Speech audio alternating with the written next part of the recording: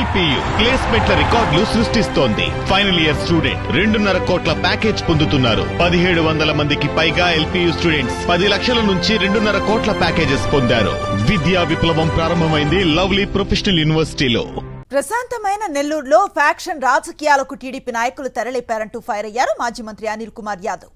మాజీ మంత్రి ప్రసన్న కుమార్ ఇంటిపై దారుణమైన చర్య అని, దాడి చేసింది టీడీపీ ముఖ్యులైతే ప్రసన్న కుమార్ పై కేసులు నమోదు చేయడం ఏంటని నిలదీశారు. ఎమ్మెల్యే ప్రశాంతిరెడ్డి మాటలు వింటుంటే ఈ దాడి పక్కా ప్లాన్ ప్రకారం చేయించినట్లుగా తెలుస్తోందన్నారు.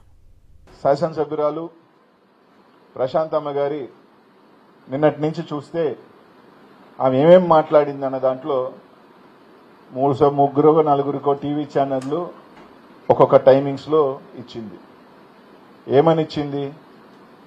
ఫస్ట్ ఏమో ఎవరు చేసినా ఖండిస్తున్నాం, మాకు సంబంధమే లేదు ఈ దాడి, విపిఆర్ అభిమానులు ఎవరైనా చేసి ఉండుంటారేమో, వాళ్ళ మనోభావాలు దెబ్బతిందని చెప్పింది. రెండోసారి ఏం చెప్పింది? మా వాళ్ళు ఎవరైనా పోయి కొట్టుంటారు కొంతమంది, మేం ఫోన్ చేసి వెనక్కి వచ్చేయమన్నాం, వాళ్లే ఇల్లు ధ్వంసం చేసుకోమన్నారు అని చెప్పి ఒకసారి చెప్పింది. ఇంకొకసారి ఏం చెప్పింది?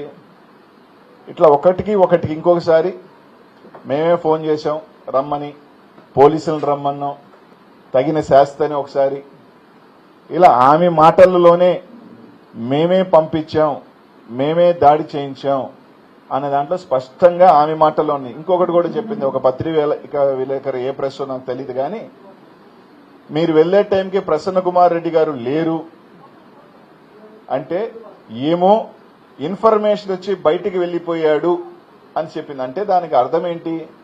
ప్రసన్న కుమార్ రెడ్డి గారు ఆ టైంలో ఇంట్లో ఉంటారు, మీరు పోయి చంపేయండి, 200 మంది 300 మంది మోకపోయి చంపేయండి, మేము అనుకున్న ప్లాన్ ని ఎవరో లీక్ ఇచ్చారు కాబట్టే ప్రసన్న కుమార్ రెడ్డి గారు వెళ్లిపోయారని ఆమె చెప్తుంది.